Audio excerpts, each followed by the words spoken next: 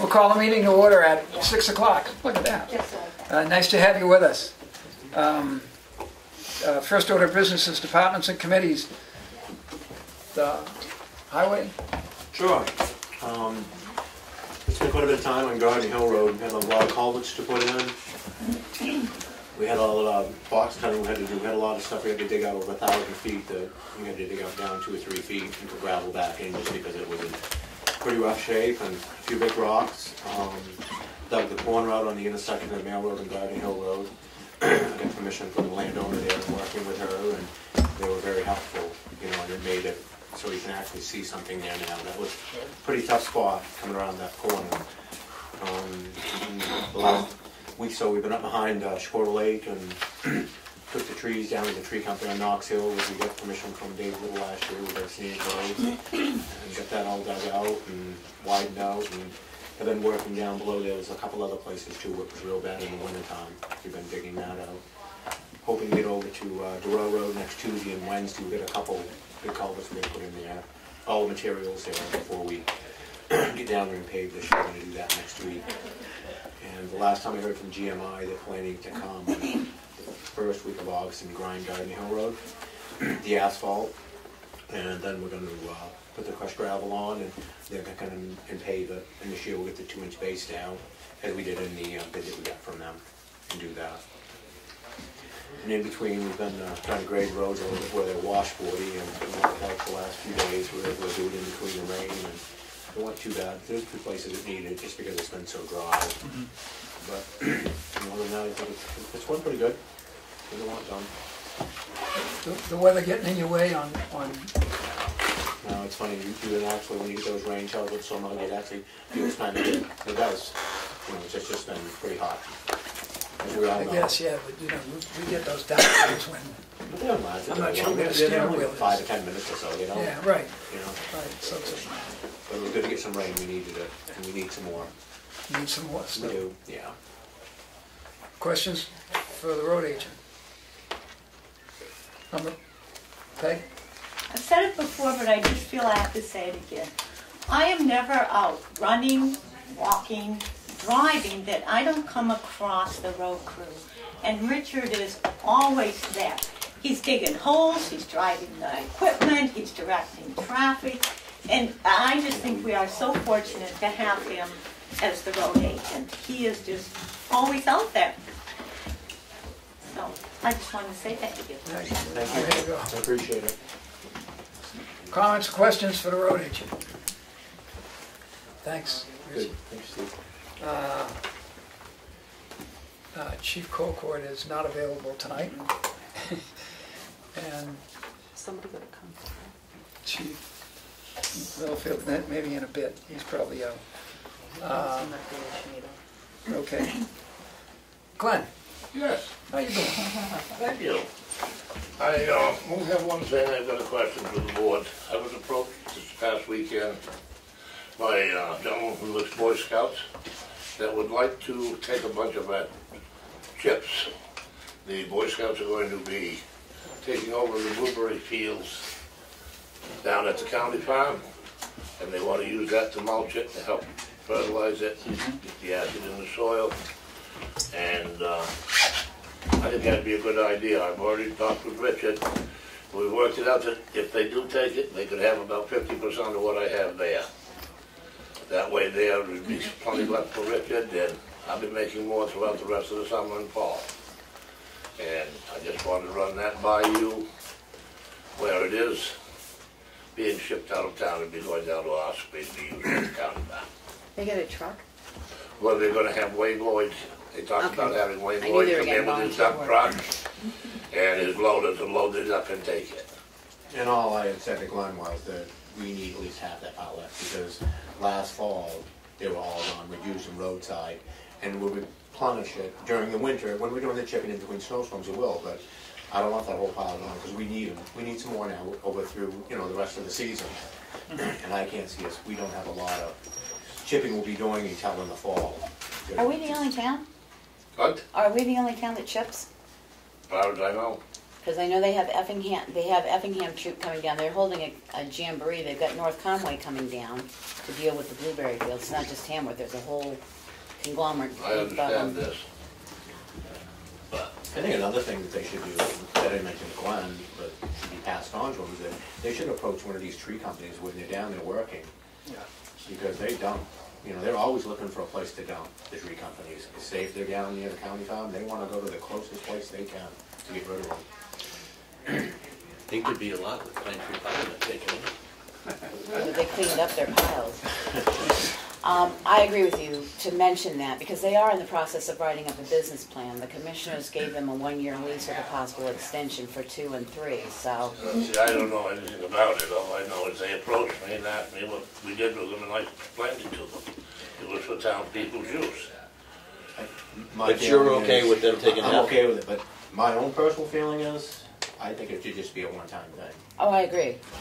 But you might mention. I'm not gonna, you know, I mean, I wouldn't plan on it every year. No, but I mentioned it to them about contacting the tree companies because they may Yeah, not I have will. thought that Always way. looking for a Place to dump.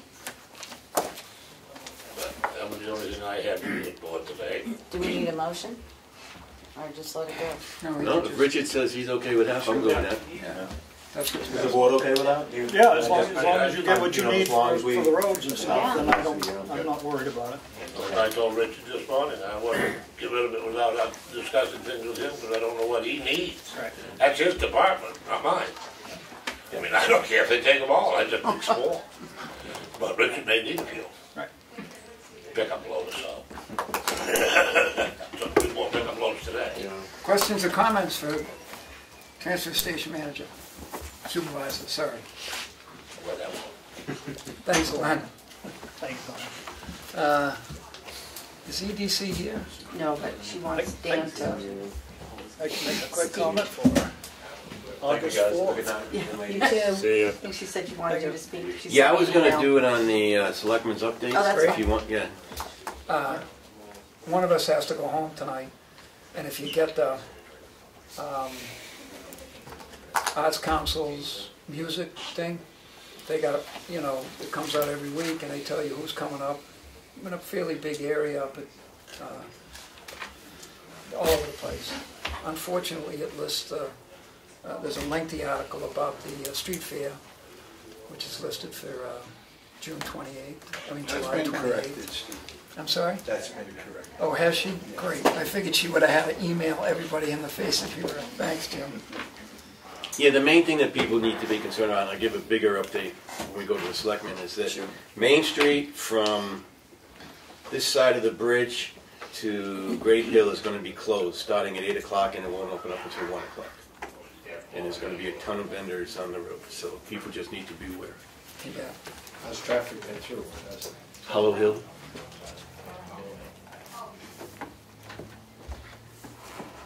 There'll be detour signs and there'll be signs saying road closed and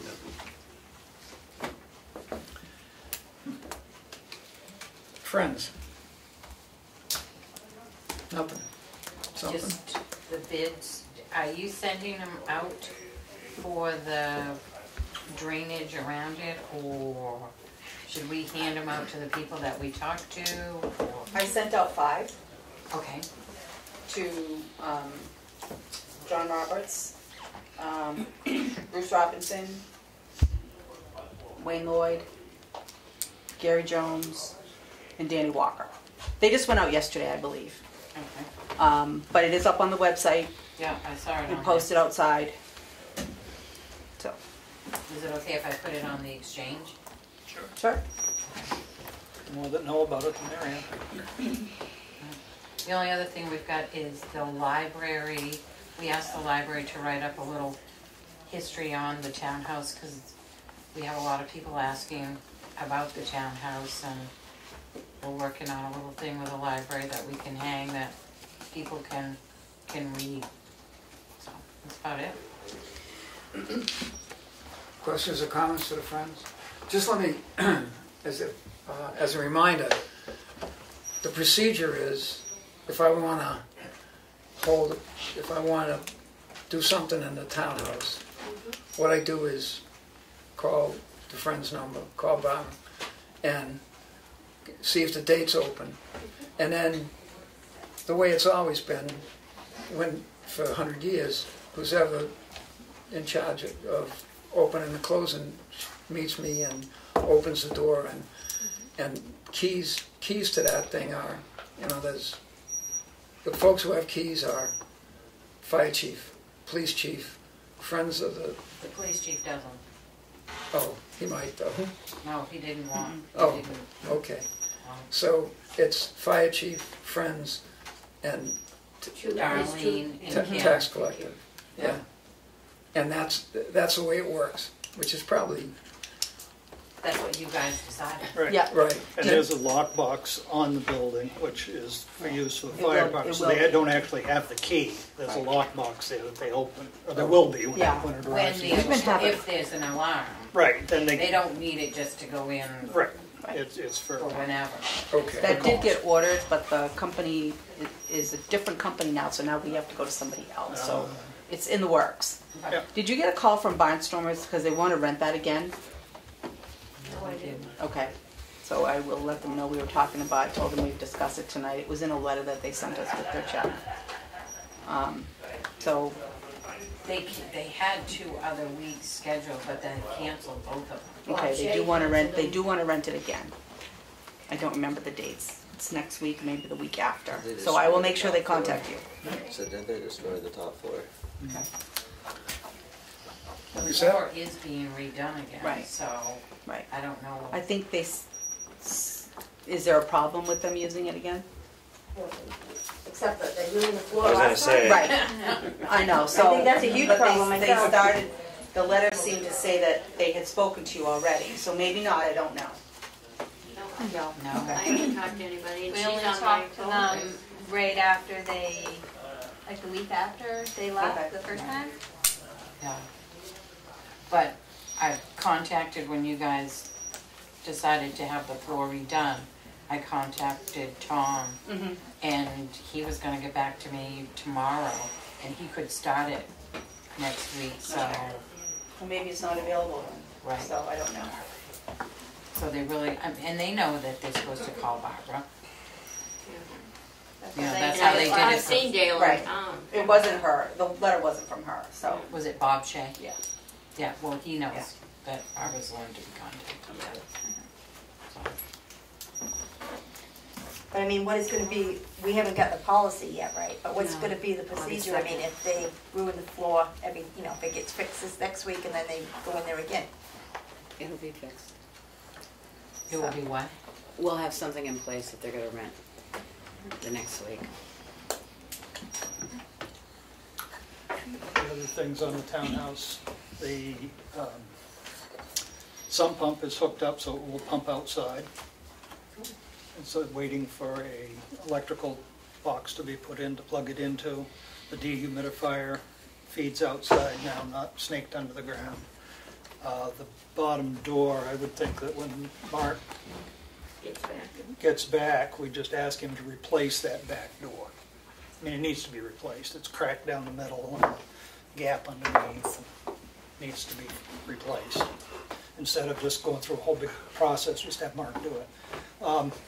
And the other thing is in the front walk there, I took and mortared where that pavement was all broken, so hopefully that'll hold in there. Who did that one? Did you do that one? I don't know, some elf came along and did it. That's Thank it. you. That's Is it that, for is the that the elf. same elf that took out the pipe that was leaking in? Yeah, oh It's yeah, not- yeah. Yeah, so there is no buried tank there. We know that now. Did you run on that? No. Didn't have I to. think you dug a bunch of holes, I dug didn't some you? holes and followed out the pipe. Then the pipe turned and there was nothing under it, so they didn't bother to pull the pipe out when they took the tank out. So, but now it's disappeared, so. And I also, there was where the tank lines came through the basement wall, was a hole and the water was just washing through there and I mortared that, so I should fix that side. What do you use on that? Quick set? Mortar. Mortar. Let's hear it for that. So those things are done. Townhouse. Would you, good time to do the administrative update? It's up to you, if you want me to, sure. Let's see, fee besides the planning board and EDC, who else would you like to invite to listen to Carol Miller from Broadband Technology? I'd like to invite some of the people with Tamworth Wireless. Okay. Yeah, Dennis would be good, and chairman of the school board, If they want to come, sure. School board. or Okay. delegation thereof. Yeah. Okay. The railings have been replaced over at Mary. How about the librarian? The library? Yes. Oh. Should have, thank you. Yeah. Thank you. Library. Library, yeah. Both of them? Yeah, well, Chicago doesn't have, Sure. they're limited on their access as well. Yeah. The railings have been replaced at Narrows Bridge, and I am waiting for an estimate from the Coral Lake Conservancy. That will be submitted for that claim. Yeah, that's an insurance claim. Yes. The date's 6-8 months old. Yeah, yeah. But I hear from him all the time, so. The tentative date for the Butler's Bridge closing is the middle of next week. Probably Wednesday, but again, that's not definite. But there's a sign posted on Yeah, I know Tamworth Road. they're putting stuff out there for people to see, but Yep. somebody was in yesterday talking about it. I think they've got a equal or a huge sign over at Chicago Common South too, so. I have started working with Virtual Town Hall, so we Good deal. have a basic framework right now. No guts yet, but So is that up and available at this point, or is it just not? no. I can send it over to you. Yeah, I just didn't know if it was up. Yeah, no, it's not up. Nothing is live or anything. Okay. That's gonna be a while. There's a lot of Right. work to do. Yep. Yeah. Everybody read the email about the 10K road race? I didn't see that No. in there. I looked for it, I didn't see it in there. I know I you saw put it in that your they- administrative update, but I didn't see it Talk in to any of Dana my read about it. file. But what? Dana, you sent her back to me. Christina Fulsick, she wants to do a 10K road race the day of the, on a Saturday, starting at the farmer's market. She said you talked to her and sent her back to me. I have to look at the email, refresh my memory, I don't recall offhand. All right, I don't remember either now that I don't see it in front I of me. think it was probably in the read file. It was, huh? I think it might have been in the read file. I think it was in the read file, yes. I think the 4th might be a bad, Yeah. Was it the 4th? I hope not. No, No, no, I wasn't don't the think it was the 4th. fourth. I I thought think it was the week August after. sometime, Yeah. late August.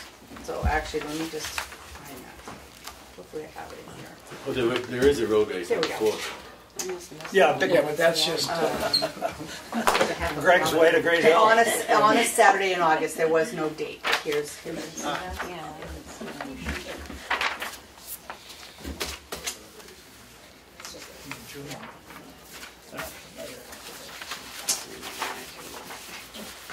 I already talked about that.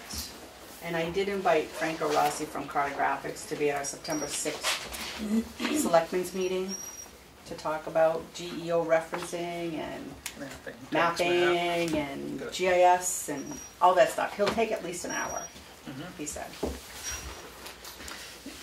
you know the letter from LRPC about the road surface? Did Richard get a copy? He did. And we don't know if he's interested in, No, I haven't even talked to him except for Sure. tonight, so. right, well, he's been busy. I know, but So- there was a copy in his. Right, I'd be interested in what he Okay. you know, that dates back to a somewhat contentious issue. We paid for that for 100 years and then decided we couldn't. Well, if it's, can't beat the price if it's free.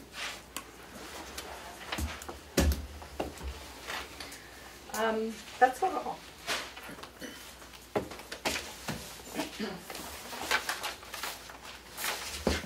I mean, some of the other things we'll just talk about during budget. Sure. I mean, you saw the letter from Rod and about the storage and the safe, and Yeah, I that's don't pretty. have any information on that. That storage thing's pretty cool though. kind of expensive, but We don't have a price. Effingham, No, not yet. Effingham's is, I said, can you give me some kind of a price? Like it is 100,000? Oh, not that much. So it could be 99. It could be 99. I don't know. But so we'll find out. So what are we going to do on that? I mean, there's really not a lot of information on that. No, I meant the road race. oh, we can't do anything until we get A date. specific date, Right. sure, Right. sure.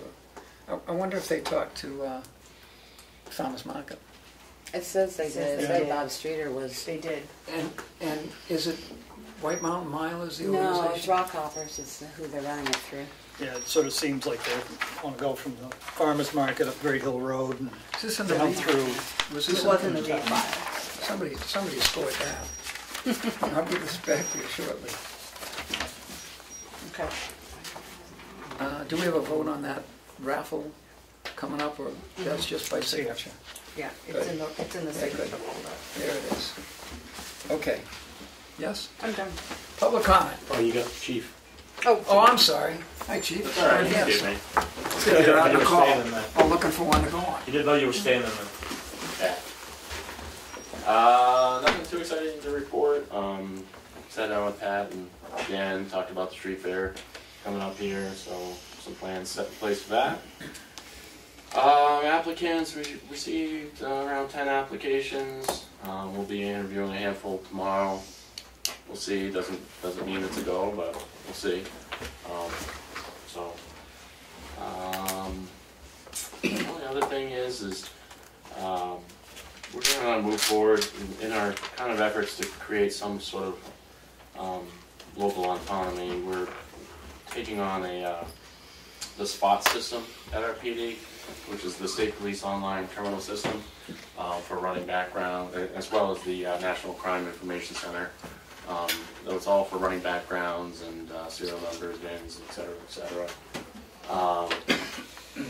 and there's been talk about a movement for the state to start charging PDs for their use of it and whatnot. Anyway, we're just looking to get ahead of the curve. It also will allow us to run things, immediately instead of having to have them run at our dispatch and then actually drive down because they can't email them. We have to pick them up in hand and so on and so forth. So we can actually run them right there at our PD, be able to do all those things. There are some upfront costs this year which we'll squeeze out of the budget somewhere, but the annual license fee is only $180 to move forward each year, so cheap enough on that end of things. And Linda's tax certified, which is a requirement for having it and stuff, so she's quite familiar with the system. Just one more thing that'll kind of help us, be more efficient in-house and get things done. So. Is this in addition to the sheriff's system? It's sort of detached from that.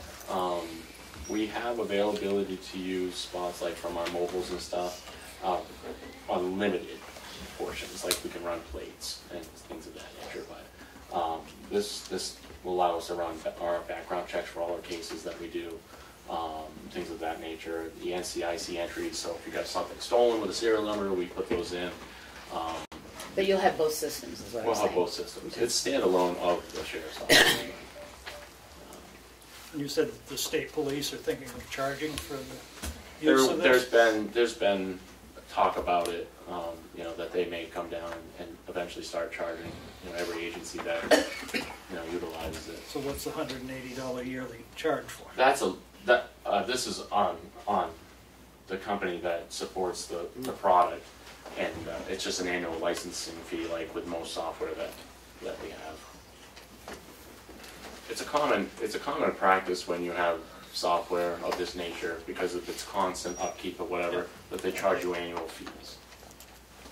But then the state can turn around and also charge you to use it. Not likely. I mean, if we're already paying the fee to have our own terminal. It's very unlikely. Questions or comments for the chief? Thanks, Chief. Public comment, unless I'm missing somebody again. I'll throw one out there. So I don't know if you guys saw the news out of Ossipee about Connor Pond and how a woman wants to make sure that people could swim there on the boat launch, and she's sort of got the selectmen in Ossipee to go along with her on getting swimming at car top boat launches, which is kind of the same situation at White Lake. So I didn't know if anybody noticed that, and wanted to join in with Ossipee for greater control of the small pond. I thought Ossipee was only sending a letter to the state to ask them to define, one, swimming, two, car top launches, and if what she was given for information was correct, that as long as she's got a paddle boat or something, as soon as she's clear of that launch, she can swim as she wants. I do have the letter. Do you have the letter? I didn't see it. I haven't seen the letter that they sent out. I believe that Connor Pond is either owned by or under the control of Fish and Game, as opposed to White Lake or Chicago. The launches. The launches. The launch, not the whole pond. Not the pond. Not the pond? Nope. I don't believe so. That's what was through the discussion with the Ossipee discussion, is they own the launch, but they don't own, literally she was told if you go beyond the launch on a paddle boat or your little rubber boat or whatever, that you can jump off and swim all you want. Correct. It just seemed very similar to what we were talking about at White Lake. So I didn't know if the selectmen of Tamworth had a common cause with the selectmen of Ossipee at all. Yes, it's called waterfront.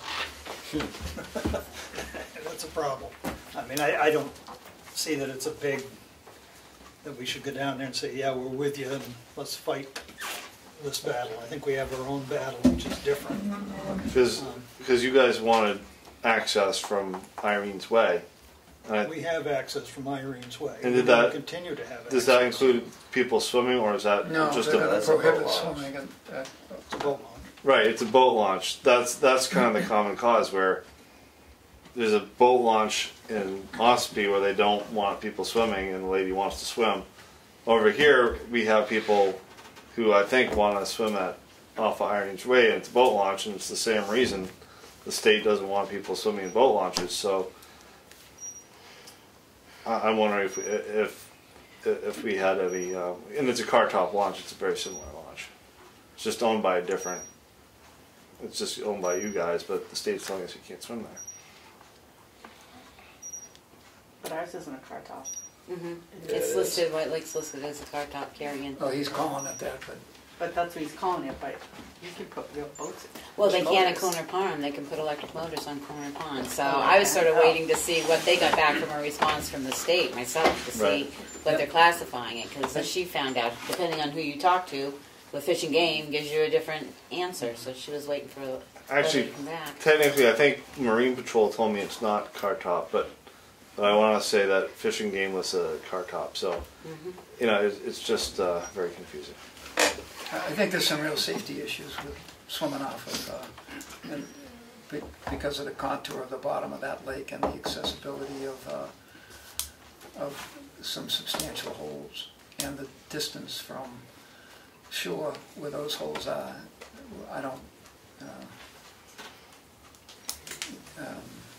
We don't have adequate rescue equipment in town that can get deployed there fast enough to, if somebody goes down with an abdominal cramp in the middle of that lake, they're gone. There is no rescue. There is no life saving. There's nothing. They're dead. And I would think it's in the state's interest and everybody else's interest to try and limit it to a safer area, which they provide, but you got to pay to get in. Except if you come very early in the morning. I don't know. For public comment. The Recreation Advisory Committee had a meeting on Tuesday. We discussed a bunch of different stuff, but nothing really concrete. It's been 2 weeks today since we gave Parker the more questions, and we haven't heard back from him yet. And our next meeting will be on August 7th. And that's at 6 p.m. at the Townhouse. I think the board asked Parker to not take time away from the programs that are ongoing, but to chip away at those questions. You know, as much as he could within the workday, but probably, I believe, we thought that some of them were going to be delayed because of the, you know, all day Well, function. the questions were the ones that he didn't answer from when we gave him them officially back in July, or early July. Yeah. We're just waiting. Further comment? Public comment?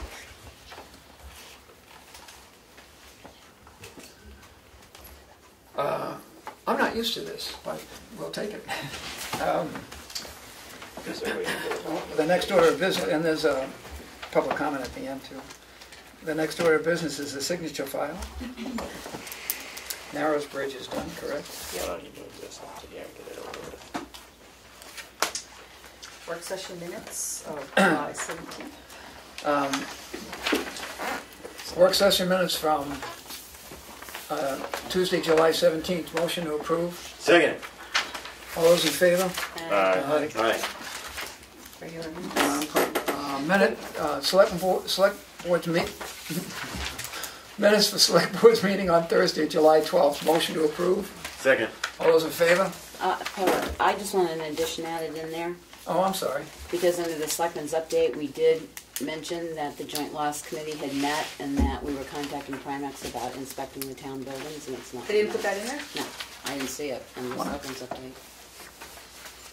I think I might have put it in mine. All right, so when I'll look at it. But Okay. with revisions. Yeah. Motion to approve with revision. Second. All those in favor? Aye. Opposed? Thank you. Select board's No, minutes. you did that one. Okay. These are both. The sealed non-public meeting of July 12th. Motion to approve. Second. All those in favor? Aye. The sealed minutes of the other non-public, the second non-public. Motion to approve. Second. All those in favor? Aye. Opposed? Accounts payable manifest in the sum of $29.98. Good Lord. Oh, this is the, just now one. Yeah, there's two of those that you probably haven't seen.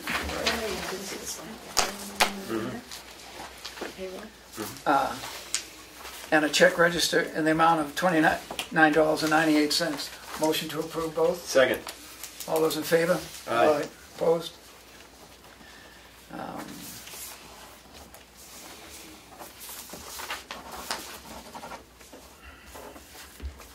Is this check register? Yeah, and accounts payable manifest in this amount right here. Okay, accounts payable manifest in the sum of $845. And check register in wrong. Motion to approve. Second. All those in favor? Aye. Opposed? Accounts payable check register in the amount of $451,529.42. Motion to approve. Second. All those in favor? Aye. Opposed? Accounts payable manifest in the amount of $451,529.49. Motion to approve. Second. All those in favor? Aye. Look at everybody doing their homework here. Payroll authorization dated August 2nd, 2018, in the amount of $29,042.21. Motion to approve. Second. All those in favor? Aye. This is the Avatar contract. They just need to approve you signing. Right. Avatar contract effective, who knows? Will be for this year. Right. Well, it actually, We're gonna start August. right, but that First time I This want goes to through pay it, to- I get the options. July of next year or Yes. something, it doesn't She end at wanted the it end of the now. year. No, right, no. This is the installation, the agreement, yeah. All those in favor of approval? Was the motion made? Yep. Are you getting the options on that or no? Not yet. So you're gonna hold off? I'll hold off. Okay. Do we need to make a motion that Steve signs that? We'll have to approve If the that. contract's Huh? approved, After we right? approve that. Okay, I'll second the approval of that. Okay, all those in favor? Aye. Opposed? I didn't take this yesterday. Motion because- to allow Steve Gray to sign as the representative of the town. Second. Because it only requires one That's what you need, I signature. think. Yeah. Thank you. Oh, I'm supposed to print it too. I'll do it then. Thank you. We need Steve, a vote. we have a motion and a second. I'm sorry, what's the motion? To allow you to be sole signature on that contract because it only requires one representative. Right, and I believe that that's the Yeah, request. so I second it, so. So All we those have in the motion. favor? Aye. Opposed? Signed a thing 2 days ago, but I couldn't because I it know. would be post-dated. The fund balance policy. Oh, which fund? Town of Tamworth fund balance policy in accordance with GASB statement number 54, which we've considered motion to approve. Second. All those in favor? Did you read it? Aye. Opposed? Need signatures, thank you. Application permit for a raffle from Altrusa International of Carroll County, New Hampshire. They've done this before, I think. Motion to approve. Second. Discussion? All those in favor? Aye. Opposed? I think they're all signed off. Thank you.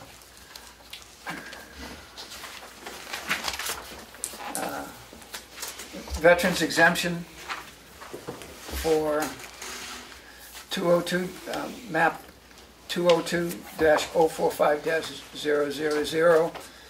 Motion to approve. Second. All those in favor? Aye. Opposed? Thank you. Intent to cut, map 415, lot 069-000.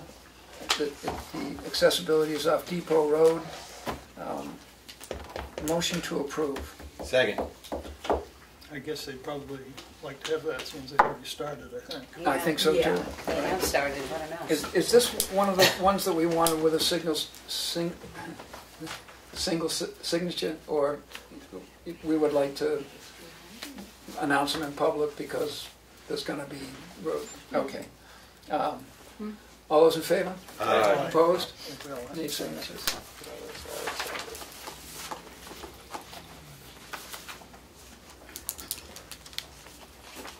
We're done. Selectmen's update. Yeah, there's a second page. Economic Development, in the meeting on Monday, Pat just wanted to pass on that everything's all set, that there'll be 3 radio stations that will be announcing it this week for the event for a week from this Saturday. Once again, the roads will be closed, Main Street from 8 to 1. I know that some of us have spoken up that we're going to help, so we're going to need all hands on deck, specifically for the parking. The major parking will be down Greg's Way, and in the parking lot here, and in the parking lot next to the Townhouse. If you're in this parking lot, it's going to be closed out here. You're not going to be able to leave through this way until 1 o'clock, or you can go around the back and cut across to that parking area back there and go out Greg's Way. There's going to be a ton of vendors. I'm not quite sure the number offhand. There's going to be food, fun. The marathon races will start at 9 o'clock sharp. Bring your walker, and it should be a fun day. And you want anybody who you've assigned to be there at 8 o'clock in the morning? 8:30 would be good. I'm going to be meeting the chief at 7. We'll have everything all set up. The road's actually, no, what am I saying? Yeah, the road's actually going to close at 8, so I'm going to need you there prompt at 8. Probably a little before then? Yeah. Okay. Because the vendors will be coming in that time, so that will give them the opportunity to set up without the traffic. In the past, I think both years, some of the vendors used this lot, and which committed them primarily, say brought a trailer or something, I had a bunch of stuff, which committed them to be here till 2 o'clock in the afternoon with not too much chance of getting out, especially if it was cumbersome going out on, because whoever the fire department puts there has to move stanchions and blocks, so this, you know, if we want to direct the vendors that they probably ought to tell them if they're there for the duration. Oh, yeah? Yeah. Unless they can get out the other way. Yeah. Is Scott gonna mow? Yes. Great. Great. CIP meets Monday night to go over budget preparation for 2019. Going through the accounts payable, Darlene, because with accounts payable, we should ask while Richard was here. Oh, right. It looks like you got your paper because I don't have a copy of that. It looks like there's no money for salt or sand this year. For what? The remainder of this year. Unless he bought it all. So I'm asking her to contact Richard because it's over budget. Like nothing left in it either. So I'm hoping that he either bought a lot of salt and sand and we're prepared for if we get major snowstorms in October. If not, we sort of need to look at it. I didn't think when he was here to ask that. Is there still a winter line and a non-winter line on that budget? There is salt and sand line, and it's over. I'm hoping it's over because he's already bought, but I've asked her to check into that because we're in July, and if not, he's going to need something. Now, then the question came up, where do we stand with what the town did for the school? Was that just all good and we continued it until January and nothing after January, or how did that work? I don't know. Because that was the other question that I'll contact Jack Morgan. He was working on that at the school. I mean, at least to get us through to, it's the 18-19 budget, and it's not there. So hopefully he either bought it. If not, we'll be able to look at it in the next couple of weeks. So he's got some fun stuff. They've crushed considerably, and there is a mountain of sand. Of course, it depends on the weather, but they've stockpiled an enormous amount of material there, which sees. Well, and that's what I said. I was surprised because I know they've got a lot there, but the line item is over what was budgeted, and just want to make sure he's set for winter. I mean, if we start in October and he's not set, we need to start looking at it now where we're going to fund it from. I haven't looked in the salt house because it's July. Right. We definitely got enough sand, I can tell you that. Oh, boy. Speaking of CIP, we only put $50,000 in there for the roof, and the Yeah, roof I know. estimate came in at 70. I just had that out. I will double check that at the CIP meeting. Okay. If you guys, sorry, Steve, go ahead. I might suggest that we get some idea from Primex or whatever insurance company they're going to use of the difference between asphalt shingles and that exceedingly great metal roof, because 70 or 72 large, and I'm pretty sure that asphalt shingles will. I think using asphalt shingles will soak up any discrepancy in insurance. If the roof, the underlayment's in good shape, it's not going to take $70,000 to ice and water shield that roof and valleys and shingle them. And the metal roof is great stuff, but I think we're a little pinched for cash, money, especially given some pending stuff. So if we can do that with asphalt, I think it's a good idea. And if and when there's any modifications to that building for any reason whatsoever, the nurses move to someplace, or there is a bump out, or room for the treasurer's office affecting an outside wall, it'll be substantially more expensive because of that 50-year roof, or 150 years, or whatever it is. It's great roofing. It looks great across the street. And if we could afford it, I'd love to do it. But I think that's a place where we should be saving some taxpayer dollars, he said. Pardon me for pardon the interruption, I just, that's why. No, I was just gonna leave it because the board can alter that Sure. all the way up to budget time, so. And after they vote to do it, Yeah. spend the money, we can still say, no, we can't afford it now, we're gonna do asphalt. So, Okay. But I do have your numbers from the meeting to make sure the numbers are the same, that they got our numbers, right? I'm hoping we can back up that I didn't first. give them the numbers yet. Steve, did you give CIP the numbers for the town? I'm I sorry? thought you were gonna do it when you went to the meeting. Oh, I can. I can That's send what I'm asking. Sure. Okay, so they didn't get them No. beforehand. Oh, That's all I no. want to know. Okay, Yeah. because I got the numbers that Oh, we yeah, I told agreed them upon. they would be available the 18th, so they'll be glad to have it. from Okay, well, I stragglers got that it. we are. That's all I wanted to know. My turn. I just had planning board yesterday. A couple subdivisions going on in town. Nothing major. Gonna be working and trying to revise the cell tower ordinance. Other than that, planning board, nothing. I missed that rally at Pine Tree on Monday. I was pretty bummed about that. Did you guys make it down? Some of us, Yeah. Oh, yeah, 3 of us won. that's okay. It's a good idea that, Right. yeah, But other than that, again, work session. yeah, We're all at that work session causing trouble, right. all of us. I don't have any committee stuff that I went out on, but I did get a complaint about the appearance of the backyard of our building here and around the building. Thought maybe that somebody could come in with a weed whacker or something and knock down some of the weeds up against the building, fix the line that's hanging off by the door before some child thinks it's a swinging rope. It's not there anymore. It disappeared today. It must be elves. Elves, okay. And trimming the trees and just doing some general maintenance around the building, they thought that it should be done. So, That's a good idea. Would you, or somebody who knows something about beautification, maybe could write up a list and we could get it done. There were some weeds pulled beside that hanging cable that are, somebody came. I didn't notice I was in a hurry to get in tonight, I didn't notice. Of course you were.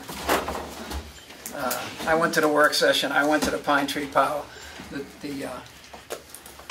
governor has doubled down on his veto, and the board has sent letters to all of the, to Mark McConkey, Jerry Knerp, and Ed Butler, and to Senator Bradley, telling them that we believe that's an asset to the entire northern tier and to the forestry business and to jobs in this part of the town, but the governor is lobbying the other way.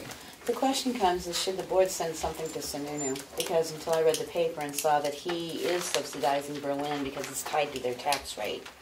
Yeah. Tamworth has one of the highest tax rates in this county, and we're losing mucho money by that plant closing down.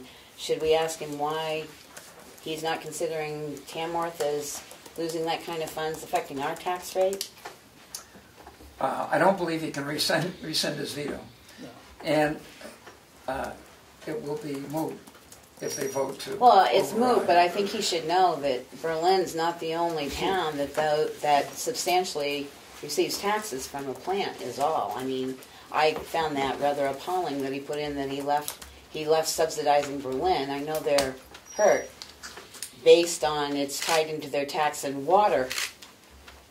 Well, $100,000 to the town of Tamworth is pretty chunk of change. And I think that picking winners and losers I believe the business tax reduction was probably for the best, and no, I think it was for the best, but I think there's a shortfall in revenue for the state that is far outweighs what it would cost for at least Pine Tree Power here in Tamworth.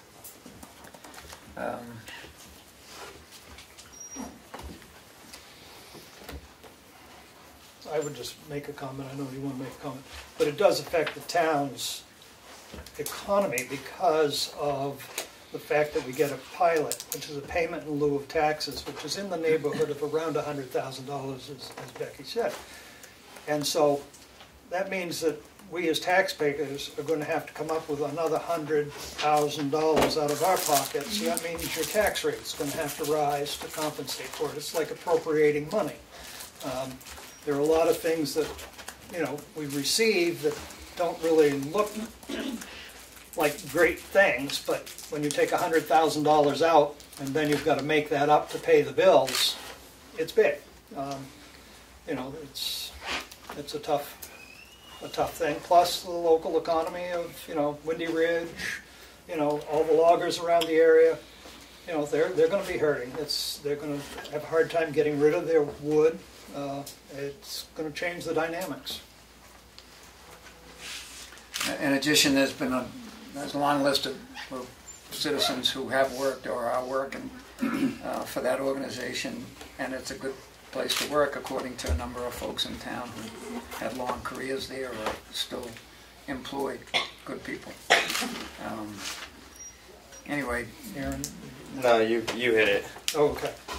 Thank you. And if the other thing is that you need to buy a market for the chips in order to make sense to improve the woodlots. And if you do that, every property all around town in 50 years, you got a lot better woodlots than you would otherwise. So it's very short-sighted not to. Yeah, Brett, the senator didn't hop on it, but several times he pointed out the need for the bill for the forest industry, which is, we've seen Berlin die twice in our lifetime, when James closed and when Brown River closed, and it's a long way back, and we probably are not going to get a federal prison. Should we ask? No, we should ask that they override. No, we asked that they give us a prison. No, we want to override 365. Okay. See what you can do. The big thing is, the legislators and anybody that's in the House is really the critical. Probably the Senate is going to vote to override, but if the House doesn't, it doesn't matter. So. And CC it to the governor to let him know how displeased people are. I mean, he may not think 100,000 is bad here, but guaranteed, we bail ski industries out, we bail everything out in this state. So to take $100,000 from a town that already has one of the highest tax rates, it crunches pretty hard.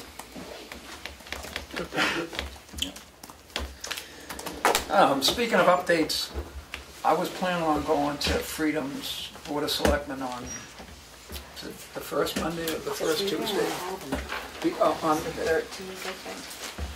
They're bringing the ambulance company in. Who's not getting invited to my birthday party, by the way. I should shut up. I signed that contract. Yeah, it doesn't mean you want to make your party. It's the 13th of August, and I would like to go to that, and others of you might. Somebody who's not thrilled with that, I'm also supposed to be at the TCC at the Conservation Commission at 7 o'clock at night, and I blew one of those off for a regional buying meeting. So if you think about who's going to go and who's not going to go, maybe at the next couple of meetings we can find a way to I make a motion and you go. Yeah, I mean, you should. You're the most knowledgeable. You were in on, it was before my time, so you were the one that was here during the contracting. And yeah, and all three sitting selectmen agreed that Did you want to talk? it was not an, but it was too late to do much of that. So I'd like to go, and if somebody... I think you should. Thank you. Do we know if the letter's been sent? Because you asked Chief Calker to send a letter to the ambulance company. No, I just got the information, That's and what so I'm they're saying. here. So they're I don't know here. if you want. I was just Are we saying, going to you have wanna Darlene speak send to a them? letter out concerning that details that Did Matt you guys put want to together? speak? So regarding North Conway, as you guys all know, we do have our own ambulance in here in Tamworth that is licensed at the paramedic transporting level. We do have the contract with North Conway. As of the past 6 or 8 months, they haven't really been fulfilling their requirements of the said contract. I don't have the contract in front of me, sorry about that, but they have sent numerous times ambulances driver only, where to transport legally with an ambulance, you need to have 2 licensed EMS providers at the emergency medical responder level. Our contract states requires 2 ambulances at the advanced EMT level within 70% of the time of all our calls. We have a list back at the station. Sorry, I didn't get a chance to go there before the meeting, but I think Matt sent that to you. Yes, yeah, they've all seen They've all seen that, yes. Instances of such, to the point where since July 1st, we've taken almost a dozen of transports above them due to misstaffing, equipment failures, and or just not being able to provide the quality of care that we pay almost $180,000 a year for. I'm sure you guys all know, I'm the one that's heading up all the billing, ambulance billing for that stuff, so if you guys want, I can talk to you guys a little after about that, or however you guys want to do that, so. But that's almost completed, so. So I guess the question comes, we asked to send a letter, and Chief was willing to send it. I don't know if he got a chance to send it, but there are what, 5 or 6 documented instances that Matt put on that's what we there. were waiting for. I couldn't send a letter without the information. If we wanted to do the whole year, we could, but yeah, that would take me some time to dig back through all that. But I would still like to send them a letter from the selectmen based on just on the ones that you guys did from what, June 30th to July 5th or 6th. Present day, I actually did one yesterday or the day before. Because Freedom did that too. They listed the instances, and I think we need to do the same thing, saying, wait a minute, this is not right. There were times earlier than going back 8, 10, 12 months when Tamworth Rescue was their 4th ambulance. Right. Freedom actually called for us the other day because North Conway ambulance was able to provide an ambulance for them. So we've been having to go to other towns with our ambulance because they haven't been able to provide it to the other towns either. But the contract calls for it to be there.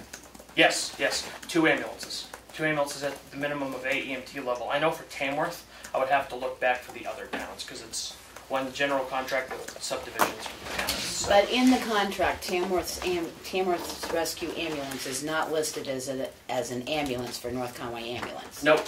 They're not considered their 4th ambulance. You're getting called because people know you have the ability to transport. Part of the mutual aid system, the Osprey Valley Mutual Aid Association, that mutual aid system. Obviously, if we're available, we'll love to go help them. But yeah, obviously we're not staffed, so it's a hit or miss whether we're available or not. Plus that pulls our rescue unit out of our community. Correct. Absolutely, it absolutely does. Plus, have there not been times that you've had to supply a second person from our supply to ride up with a transport with them because they didn't have a second? Or I would have to look that up. I can't answer that one, honestly. So I can absolutely look that up. I mean, we don't need it but because we're going to be looking at the contract down the road. Absolutely. Yeah, no, I can absolutely get that information. So I make a motion that Darlene sends a letter to the ambulance company in regards to the instances that Matt had documented to reinforce that we're well aware that they're not meeting the contract. Second that. The motion's made and seconded. Would the board like to have the management of Care Plus here to discuss that, or just give Well, I think we can determine that after you go down to the Freedom meeting. See what you get for... And after they get our letter, see how they respond. Because they have had a letter from Effingham. Evidently Freedom's got some concerns. See what they do after they get our letter. I'm very sure that there's some response time at $100 a pop if it's not met. And I don't know how within extensive. 10 minutes. 10 minutes 85% of the time, 20 minutes 100% of the time, and averaging from our captain saying 15 minutes. After he's going back through the times. And you know, we've said it before that we know that there are places in town where they admit they can't meet that. Has there been a situation when you were both on site and there was some disagreement as to who was going to transport, or? Not necessarily disagreements about who's going to transport it. Disagreements about the proper care the patient needed and the location of where the patient was going to go. In Tamworth, we give them, built into our contract, we give them 3 options: Memorial, North Conway, Huggins Hospital, and Wolfboro and Laconia, or LRGH in Laconia. So it was either one of those 2 kind of things. And if I'm not going to sit there and argue on scene, in front of patients and all that stuff. So the couple times that has happened, I myself, because that I've been there, I've pulled it and I've taken the transport myself, and then dealt with that incident afterwards. So. Is there a problem? Has a problem arisen when you're on mutual aid, and do they, stuff on 16 to 25? Everybody who transports collects, almost everybody, and other folks, especially in the town, don't. Isn't that a blatant violation of the contract you have with them? Yes. Can't you do anything about it legally? I don't know, but we're going to find out. We waited a long time to have specific instances and shortcomings and et cetera. Part of it was compounded by the fact that there was policy that would not let Tamworth Rescue transport, even if they were there first, and it was a matter of health and safety. And Sounds pretty serious to me. You bet it is. You bet Thank it is. I have a question for you. On the, you made the comment about sending to one of the 3 hospitals. Mm-hmm. Did North Conway Ambulance refuse to take them to a particular hospital? Yes. And therefore you said, we'll take you and you'll go with us? Yes. Was that as mutual aid, or was that in Nope, that was right here in town. There is times that LRGH, I'm just going to mention that because it is a longer distance, that there are some people that work there that do not want to go there, even though we mentioned the fact that it's written in our contract, you can go there as long as it's not jeopardizing patient care. If it is, it's per protocol, we're supposed to transport to the closest primary facility. So the motion's on the floor, been seconded. I'm sorry? The motion's on the floor and been seconded to send a letter. Oh, yeah. But we don't want to invite them here. We just want to see what the response is. Okay, and we would really appreciate if and when we have a meeting with them, as many iffy situations that you could come up with that, for them to answer, even if you have to go back and. Oh, absolutely. I will go back and get all that stuff anyway. So thank you for you guys. All those in favor? Aye. Opposed? Thank you. Quick question. If it is a contract issue, does it make sense for the town to have its lawyer involved at some point? If it's a pretty big contract. Yeah, it's a big, expensive contract. Well, maybe just a thought, that's all. Absolutely. There's a number of work that's been done beside that, but to have a compilation, to have not all the weaponry we need, but at least the number of things that were not in the best interests of Tamworth citizens, and maybe not others either. But for sure, if we were considering a violation of a contract, we would not do that by ourselves. Did I answer the right question? It says CMI here under old business. Narrows Bridge is done.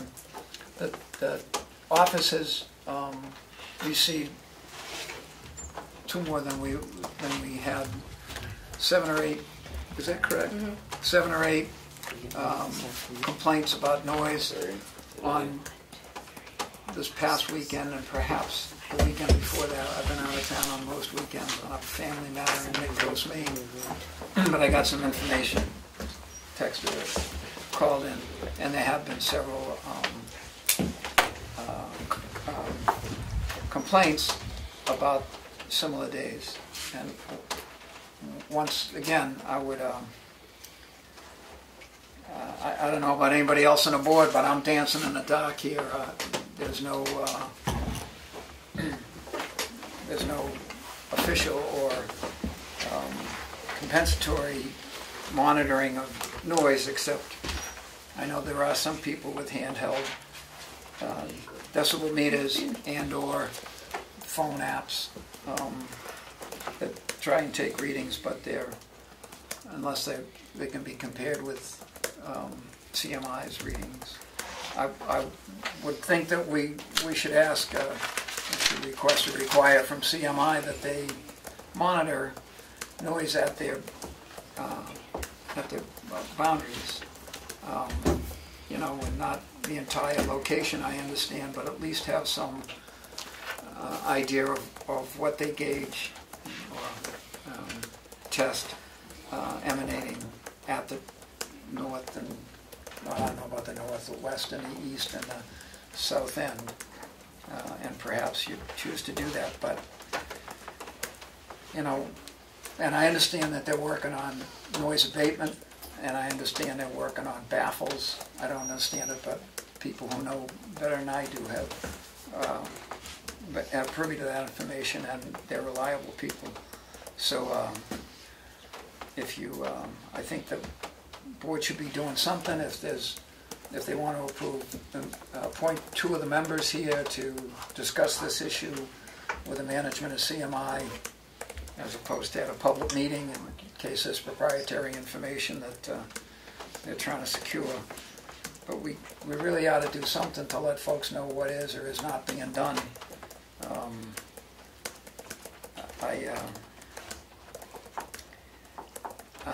My concern about this is twofold. Number one, as Jim Hohenscheid said, that there's lawsuits just baiting at the bit to be filed by whatever side, and Jim Hohenscheid said that that's a poor way to solve the problem, and I believe it's a poor way to solve the problem also. And my other concern is that if and when it goes to court, much like the governor in this case, picking winners and losers, that the court, although it didn't do this in previous court actions concerning CMI, the court didn't pick a winner and a loser. They said, no, that's not the protocol you have to have with something. That protocol didn't exist. You got to go do it this way. And then the planning board or whoever did it, the Board of Selectmen, did it according to the judge's direction. But if it goes to court, the court's going to, in this issue, pick a loser and a winner. It would be nice if everybody could lose, but I think it's very important to everybody, both sides or all sides if there's more, that there not be a loser. Because if the court decides with the folks who are very interested in having that ordinance strictly applied, if the court decides in their order, I would think it would be difficult, if not impossible, for a local business to do business. On the other hand, if the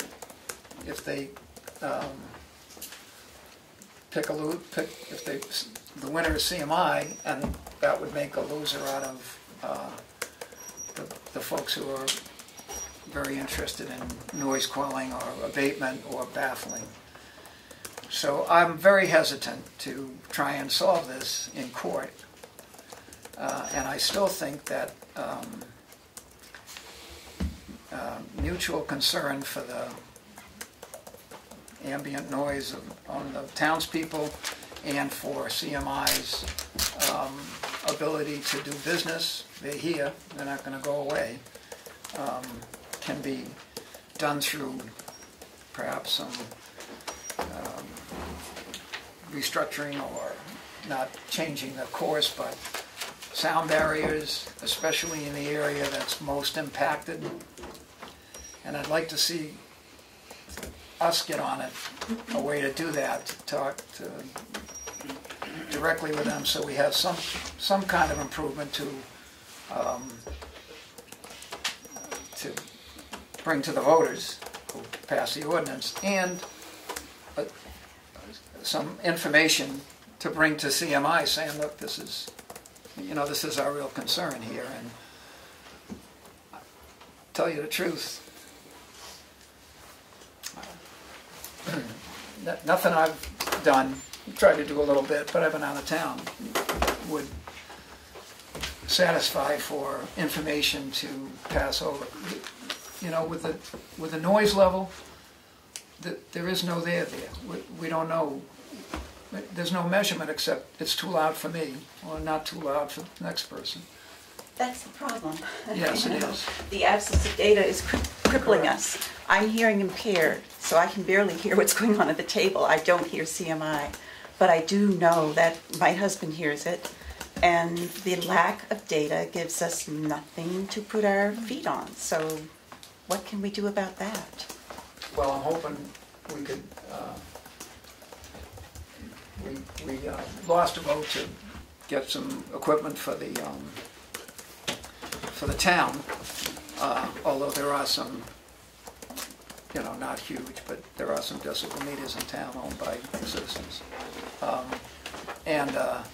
But I'm hoping that CMI can help out with that, because if we have a pretty good idea of what emanates from the boundaries, I understand weather, elevation, traffic on 25, a host of, but at least there,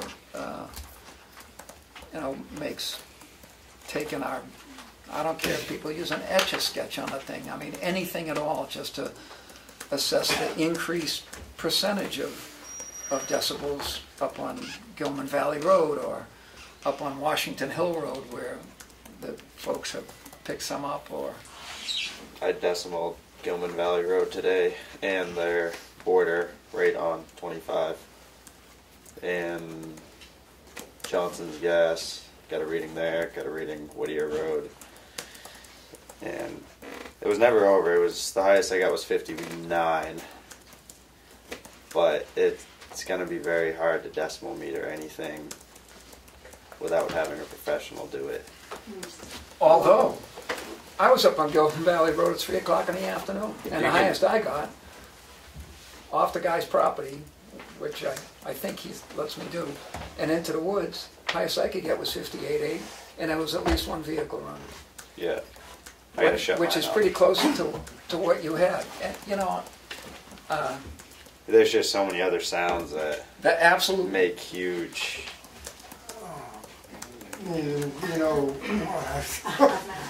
Sorry. I'm glad it was a little bit quiet today. Sunday and Monday, it was ridiculous. I don't know where you were with your meter Sunday and Monday. I live 3.5 miles away from that track. All day long, there was a drone. I don't know if it was 58 or 60 or 69 or 44. I listened to a drone of traffic, not from 25, not from 16, but from that facility, all day long. I come from New York. My sister lives on the Clearview Expressway. I don't know if you're familiar with the Clearview Expressway. It's a 6-lane highway. I visit my sister.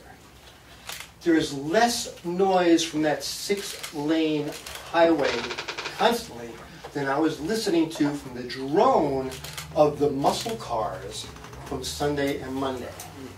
The Quadros, or whatever it was that they were. Now, it's not every day. It's not every day that I hear it. But here's an instance where it's completely annoying. Just a cloud of noise pollution. I have no recourse. We don't have the stuff to measure it, so we can't go up there. And we can only ask them that they would please give us some noise stuff.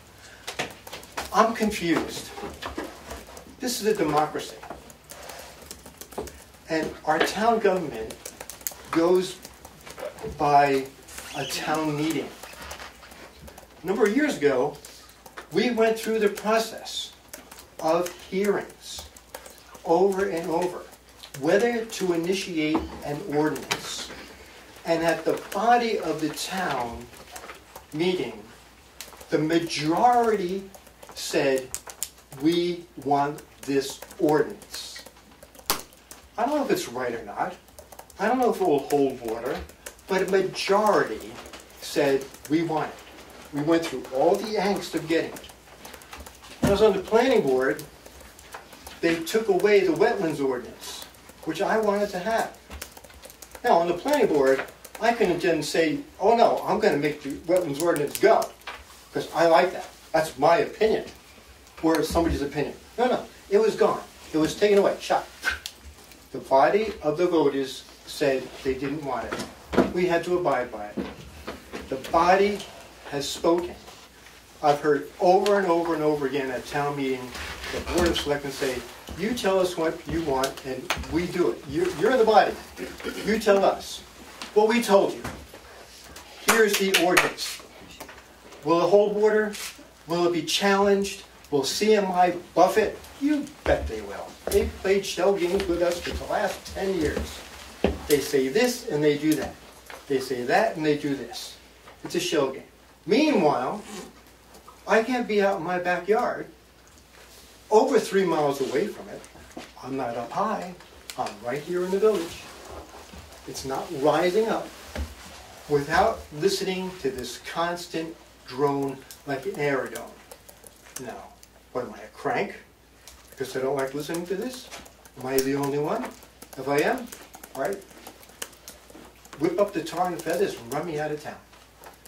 But I'm saying to the Board of Selectmen, you would give an ordinance. Now, you got an opinion from an attorney that it might not hold water. That's his opinion. If we have to fight it, I don't want our taxes going up. Believe me, enough.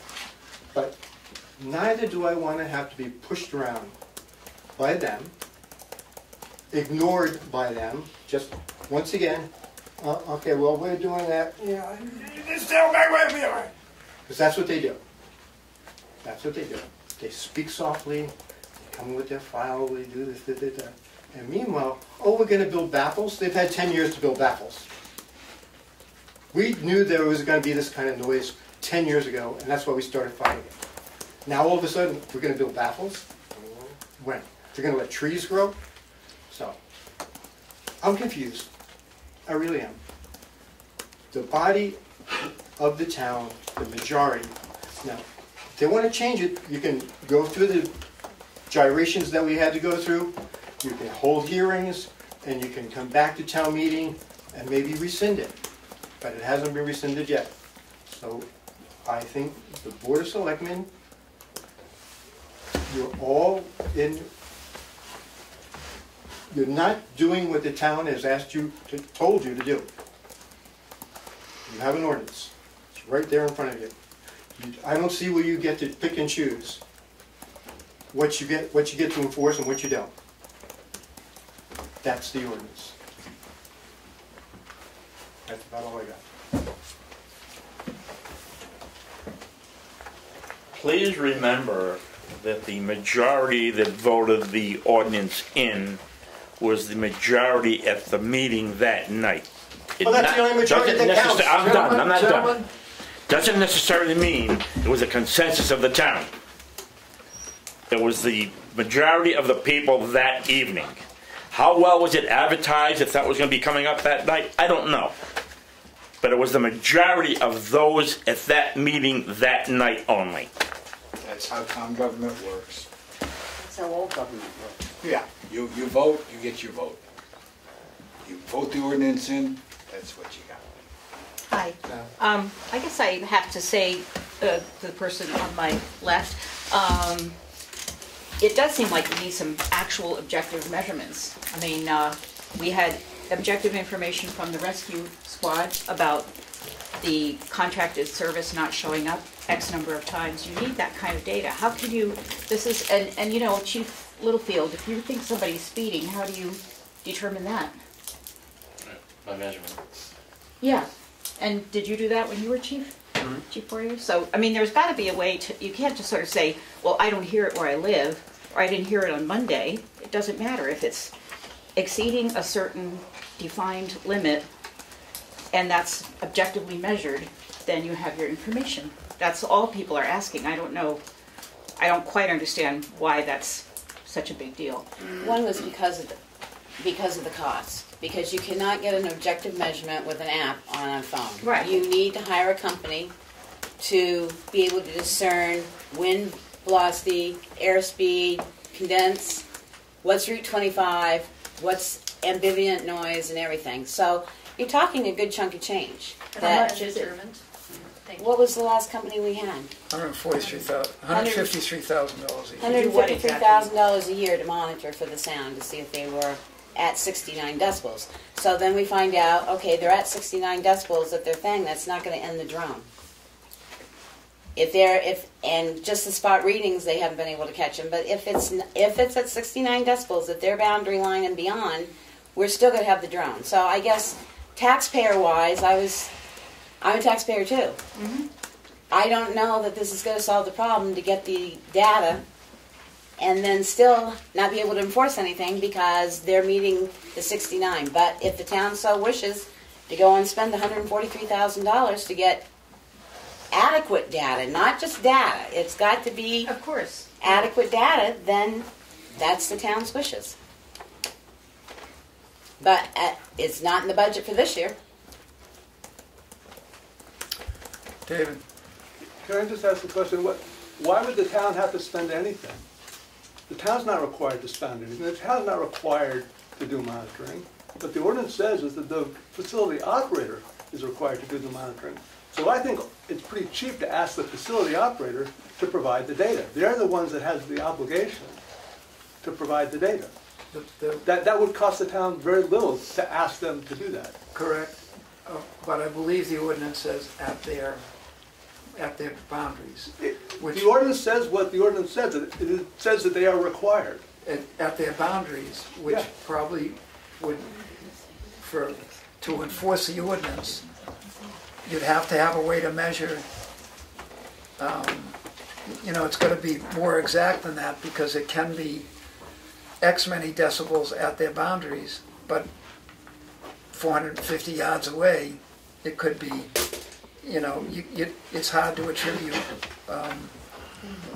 what percentage of that boundary figure is in effect 450 feet away without getting high quality equipment.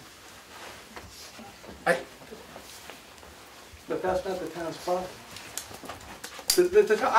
Can I just say, the selectmen have an issue where people are complaining about something. There's no data. The ordinance requires the facility operator to provide the data. You're wasting your time doing anything except getting the facility operator to provide the data. If they provide the data that shows that they're in compliance, then it's a very short conversation. I would think that they would want to show that they are in compliance, and they could do that by providing the data. It would be in their interest.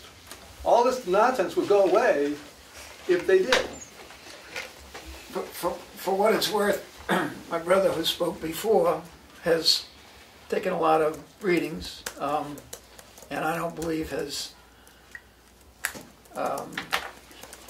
hit it. Well, correct me if I'm wrong. Anything that he knows is a clean evaluation because of, he's in between the background noise and the track. I don't believe he's been, he might have been over 69 decibels. And some of the rest of us who have been taken some, I know of at least one case where the highest reading was 71 decibels at the site. So maybe that's not. So we can just request the information. Yes, we can, but I'm not sure we got the votes to do that. Amy. So earlier in the summer, they had a motorcycle event there, which last year was awful. Awful. This year, I almost thought they didn't have the event, and I live a lot closer than Dom. I live south of the Brett School, right on the river, front row seat. So I thought, okay, they can run a successful event, and I'm out in my garden and I'm doing okay. And I think people generally gave pretty good feedback about that noise level. I was away this weekend, but when I came back Monday and I think even Tuesday, this noise was outrageous. I was in my house with the windows closed, because we keep them closed, keep the house cool, and I could still hear the racket. So I'm thinking, if they had a good event with the motorcycle people, and they could keep it at, whether it's fewer motorcycles on the track at one time, or they seem to be really conscious of helping the citizens to be living our lives and not be going kind of nuts, because that's how you feel when you have to listen to it all day. But this was not as successful in terms of public relations, this recent event. It was, I can't imagine what it would be like to live over it, to be working at Tanna Farm where you're outside all day long. I would think you would just want to go screaming into the hills. Like, it was that bad. And this intermittent, you know, semi-professional monitoring where you're getting this and you're getting that, you know, we're giving you the feedback of what we're hearing, and it's certainly affecting quality of life when it goes on like it did recently. But I'm just pointing this out, that if CMI could run all of their events in a manner like they did with the motorcycles, I think we could all live together a lot better. So that's my question for them is... I think you're going to see weather had a big thing to do with the noise lately. The clouds are holding that. It just seemed like a really extreme discrepancy. Like the last 4 days we've been getting complaints, and it's all been on cloudy days. But is there a different muffler approach? Because I have a cousin who does racing, and he says, you know, you put a different muffler on your vehicle depending on which track you're at, because they have different requirements. So I don't know what the issue is, and I don't want to attribute it all to weather. I've just pointed out that there was a big difference between two events, and maybe they were both financially successful for the club. I have no idea. But Sir? I live a mile and a half north of here with a lot of trees buffering the sound, and I found it annoying, just past assault on silence. I'm on Hollow Hill Road. There aren't too many houses on Hollow Hill Road. 2 new residents have said in the last 6 months, I never would have built here. I never would have moved here if I knew about this noise. So that's something that I think the town needs to think about, is the impact on others of the noise that we're all hearing on Hollow Hill. It's a horrible, you know, constantly, all day long. You say horrible, but my husband, yeah, I was going to say, my wife's parents live right on Whittier, and we go over there and sit on the porch, and that's your opinion that it's horrible. I like listening to it. So I just want to throw that out there. It's nice when you have a choice whether or not to listen. Yeah. Thank you. Yeah. You do. It's all right. I live right away from KOA Campground. I listen for fireworks from 8 to 12 at night. The shooting range. It's like, where's it stop, where's it start, where's it stop? Sir? I have to listen to Katie's concert every Sunday. Yep. You close the windows. It might not be music to me, or it might be to someone else, but I have to listen to it every Sunday. What's the difference? There's an ordinance about one of them, not an ordinance about another one, frankly. Damon? So, I haven't memorized the ordinance yet, but I just want to know, is there a penalty for not with not providing the data? 1,001 larger pop. So there is a penalty. So there is something you could do if you decide that they haven't complied with their obligation to provide the data. There is, but A, you got to have grounds for levying the fine. Right, but B, it's a separate question of, you know, are they above 69 to are they not providing the data? So So there are two questions, Correct. Are they providing the data? Are they going above 69? So we don't know about the 69 because you don't have any measurement. Right. But you do know they haven't given you the data, and you do know that you've asked, right? So is there provision to deal with that? And you said 1,000? What was the penalty? It's $1,000. Steve, isn't the fine if they exceed the decimal, not that they don't provide data? I think they have to do both, but I would have to read I think that the fine again. is levied if they exceed the decimal. I'm just wondering, if we went to court, is there a chance that the judge is gonna go in favor of the legal limit that the state has, instead of holding it to 69 or whatever it is? Maybe. You know what I mean? It's give it to them, I don't know what the legal is, 100. I think it's 92. All right, 92, so you might be. Wait a minute. I think. When they got their permit approved, the state Army agreed to a The higher. state agreed? No, it's Army Corps of Engineers. Army. What I'm saying is, when you go to get your car inspected, or motorcycle, what's the legal limit? Stock, Nothing anymore. Because I don't think they, mufflers, whatever the vehicle came with is what it's supposed to have on it for its inspection. but I don't do it. So, all right, 2018 Corvette, so what's that, with 600 horse? So what I'm saying is, you guys are you want to go to court so fast, but on the other end, you want to be careful. Steve don't want to go to court. None of us do. You might not like the results. So we don't like what's going on now because we have people coming in here that are our neighbors and our constituents complaining about something and want us to address it. Right, so I think we're they're working on it up there. They're not giving us any feedback that they're working on it, other than saying, "Oh, we're working on it." We've asked for noise. Yeah, but Willie, you beat them up so bad. Why? I did. Over the years, you have. So it's why would they even want to work with you? I'm just saying. Because I'm elected member of I the Board of understand Selectmen, that. and there are But you 4 can't other kick members. that dog and kick that dog and then expect them to bend over and help you. You know, if you guys were a little nicer, I've tried. Wait a minute. Now you're saying something to me directly that I have not been polite and nice. Jim Holmscheid was sitting in here. I thanked him for coming in and that's talking once. Over the years, you beat him up pretty bad. Okay, and I have the right to have an opinion. Could I ask that we kind of sit on present issues, not to cut anything short, but we can't do anything about what was, but I think we ought to do something, and I think we ought to do it now.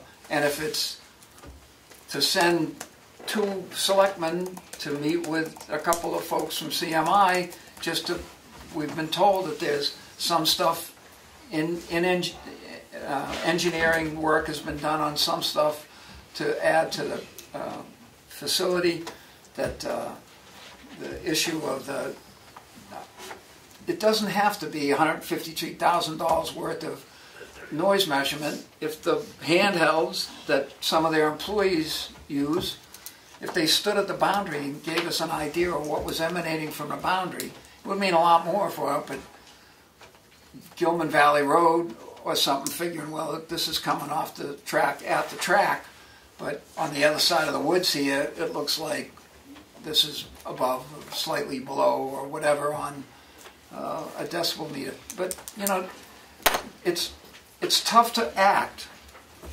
with nothing. And what we got is, at least what I got, is nothing. I have no idea, except full disclosure, I have a little handheld decibel, and meter that I got 3 hours after it was voted down by this board, and they fell all over themselves to get it to me, which they did in New York. And so, I just go around, I got to have something. I don't know what it is. And the highest I've ever seen the thing register was 71 decibels. And everything else. Can I just ask a question? Don, you obviously the drone, as you call it, bothers you. I can respect that. If you found out that decibel was 58 and it was within, would you still be in here complaining? I guess I'd have to live with it. I would have to live with it. But if it's over, they would have to live with it. Correct. Yeah. But if I you would have to live with it, Dan. That Okay. was part of the process. That's what we put in there. And if it is, then tough noogies on me. Yeah. Let's ask. So the question. I listened to the shooting range. I listened to the Jake breaks going by my house. I listened to the beep beep beeps of the rock crushers going back and forth. I had to live with all of that. And if that came in, tough noogies on me.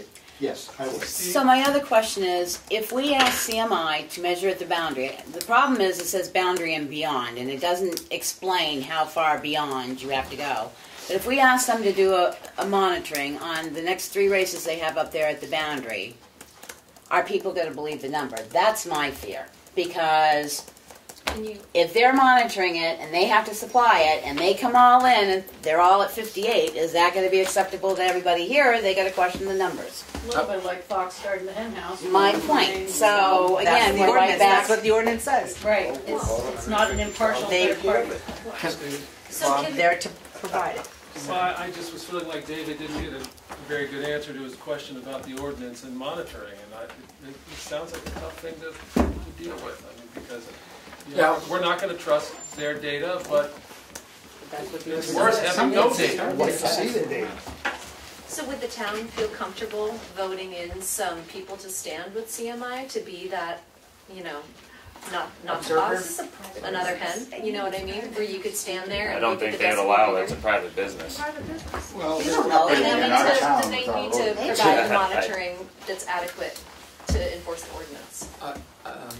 I'm pretty sure, at least on 3 sides, that folks can walk through the woods. There are property owners that would tell us, sure, go walk to the edge of my property. That might be a potential solution that doesn't cost, almost $500,000, where the town could agree to appoint certain people to go and monitor during the races. There's already one abutting property owner who is not only allowed it, but requested it. Okay. I think Darlene just hit it on the head, though. The ordinance says CMI will provide the data. So if it doesn't say CMI and people standing out in the woods will provide the data, it says CMI. So if CMI does it, gives us the numbers, then that's what we have to live with. That's what the ordinance says. So if we want to go by the ordinance says CMI will provide us data. So if they provide it, we have to accept it.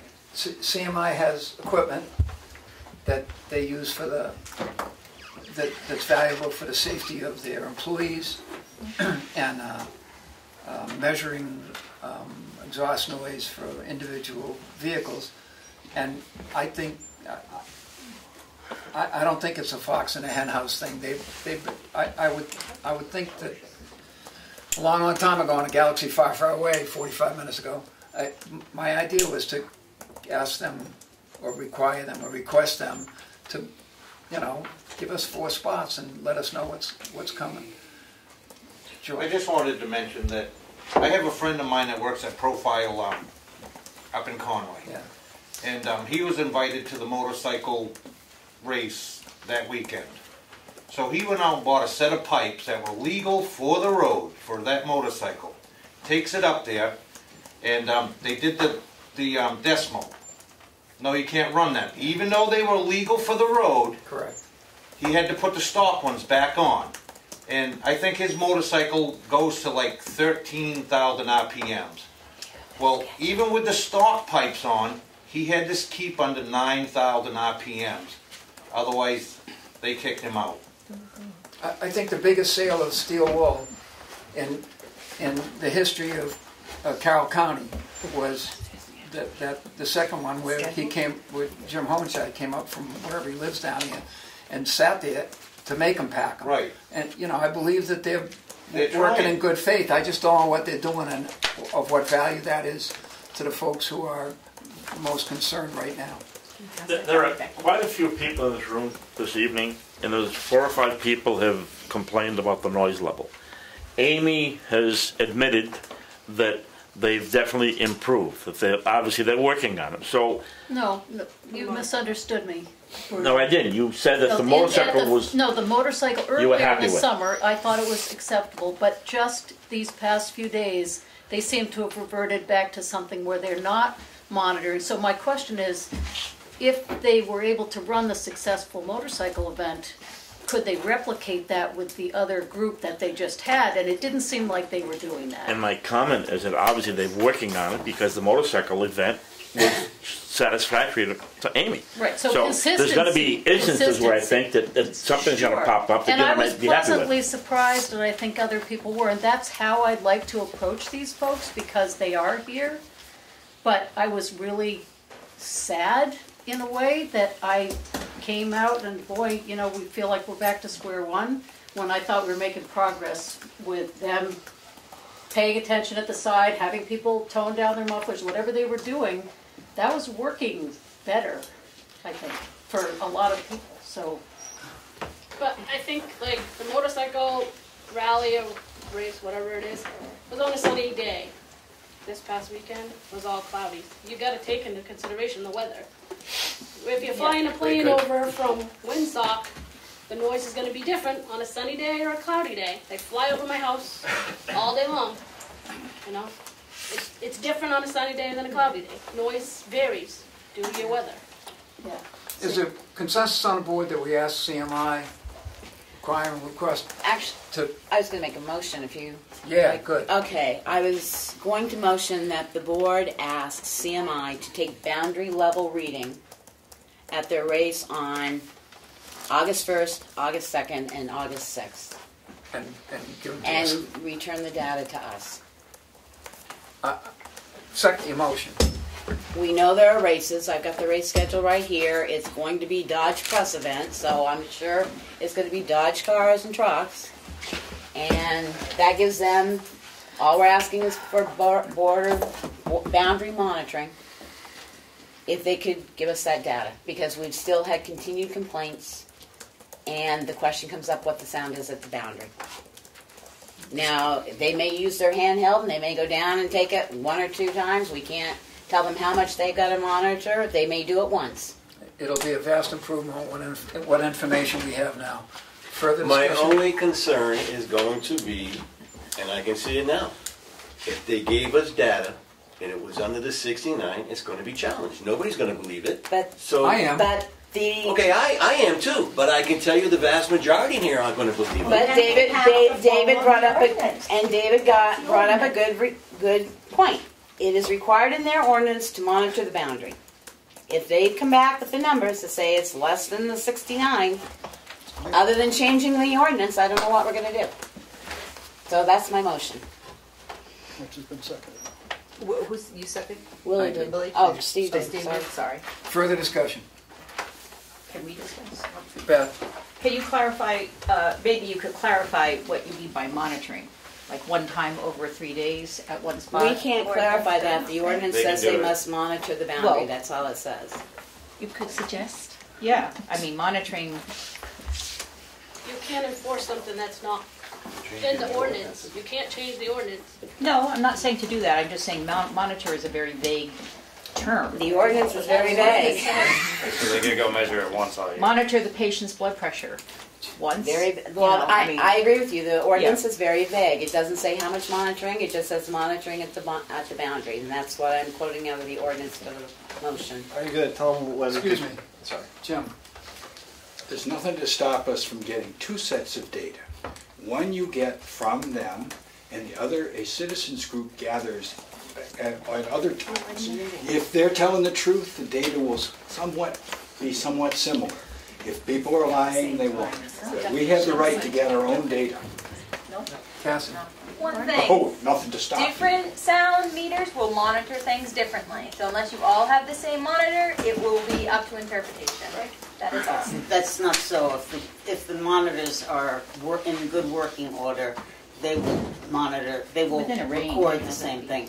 The definition of the scientific method is that it's consistent, repeatable, and I wholeheartedly agree with you. It needs to be the same devices.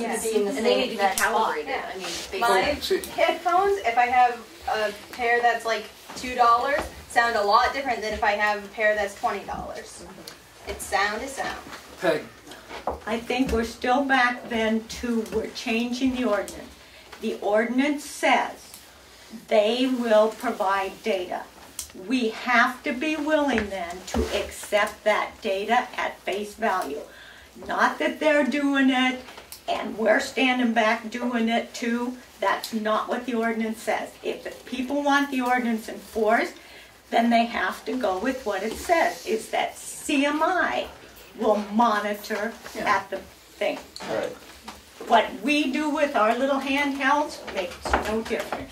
I think the ordinance says something about providing the data promptly, so are you going to define promptly as the following meeting or the next month, or? Yes, we'll have some date in there. You'll have date. I would hope that we can get it The meeting is the 9th. during the week following the The 20th. because there's a bunch of people, Peg's point notwithstanding, who are out If you can with define handheld promptly, monitors. why can't you define monitor? I mean, if you can define one word that's in the ordinance, why can't you define another one? It's not defined. Promptly means promptly. So if we monitor means monitor, it's a very broad, and I understand why it's broad, but it's a very broad ordinance. Promptly could mean next week. Promptly could mean a month from now. My Next point. year, right. Right. So the next meeting you want to talk about? If they, you know, I want some information because I got nothing. And I believe everybody except him in the room I have has a got motion. nothing. Except who? Karen. I just want to say, because I sometimes feel like we lose the forest for the trees when this comes up. So I want to say I really appreciated your comments at the beginning. Because, and I think Amy also said the same thing, we had a good motorcycle event. And we don't have any data. But I was very comfortable with what happened the weekend of the motorcycle event. And if we had a better working relationship that we could work out with CMI, it seems to me like we would know more about what was going on. How exactly were they able to do that so successfully, and how can we replicate that for others? And if we can understand their process for how they achieve that, and have some data on how they achieve that for that event, and how they are replicating or not when they do other events, then we begin to understand what the variables are. Is it just the weather? Maybe that's the only thing. But since we don't even have any data about how they, what efforts they made that actually caused that successful event, and what did they do? Because I was home on Sunday. I would say Sunday's weather was not rainy. It was not overcast in my neighborhood for a good part of the day. It was breezy enough to seem somewhat similar to the motorcycle event on Sunday, and I still was one of the people who sent an email saying, what the heck is this? So again, if we could look at what they've done right and try to duplicate that and replicate that and share the data, instead of being like, well, I'm going to do my data and I'm going to do mine and nobody's going to believe anybody, if we actually could just get on the same page and think about it. I mean, I believe if they could do that motorcycle event well, that there's some good faith they've shown us that they want to try to do this. So what went wrong over the past 4 days of those last two back-to-back events, Saturday, Sunday, Monday, Tuesday, that changed it? And if we had that kind of information, I think we would begin to be able to maybe do this in a cooperative way. And that's certainly what I would like to see the effort of the board doing. You bet. It appears to me that the consensus this evening is that this past weekend was kind of noisy, but to my knowledge, CMI has been running for several months, and no one's complained for the past, at this meeting, and I bet just about every single one, that the noise level's been okay, because nobody said a word. As a matter of fact, Linda complimented them on that they were doing a decent job. So, again, I'm trying to defend CMI, saying it appears as though they're working on making people happy. They're working on this noise situation that you're saying. The most recent complaints that we got in writing were concerned, I believe, this past weekend. I was out of town. That's my point. They've been running for, I don't know, 3 or 4 months. I see cars up there, I see flags. Linda Medeiros' point is that, you know, something's different, and they know better than at least I know about different causation, different noise, etc. And I expect them, you know, so far they seem to be working in good faith, and I would not challenge that, but I'm real interested in another. Melanie. Didn't they, Jim, when he was here, say that they coordinated that motorcycle race with Motorcycle Week? To Yes. help, that's where it wasn't so noisy or people didn't notice. I think he mentioned that was their plan, that they realized the year before it was very loud, and this year they coordinated it with. Right. So that was the variable. That's not the variable. no, I they mean, also so, limited the yeah, I attendance. mean, so, Right. so you were at my home. It was quiet. I was there this If- weekend. if- I if didn't see you somebody- home. I went yeah. by on Saturday, Sunday, Monday, and So, Tuesday. yeah, So I didn't if- see you were there, but I monitored it at I your was house. gonna say, next time I am hearing what's loud, I would really like to have somebody be able to respond in that moment, because this is part of the problem, is that we end up feeling like you must be making this up or you're exaggerating, and I know I'm not. And I know if you had been with me to hear what I was hearing, you would have heard something very different than what you and I were hearing the day we were standing there together. So that's really, sort of a missing piece. But again, I mean, the variables could be how many cars versus how many motorcycles were going around at the same time. It could be the weather. There's so many things it could be. But if we don't have a cooperative effort with them, we're not going to know. But what I don't like is this feeling of like, oh, every time you come here, you must be like making this up because you're just, that's kind of I mean, it's hard to keep coming back and hearing sort of that tone. I got a phone call from her that you had called. We're going back 3 or 4 weeks, and my phone was where it usually is, which is sitting on the kitchen table, not near me. And I got to your house late, and I think the event was over, and I picked up nothing. But that was with my little, Tonka toy thing. And I've been out of town. I've been out of town a lot. Family thing. It's my mother-in-law. It's the only mother-in-law I've ever had, and I like her. She's not here to. She does, in fact, or did when she was a kid.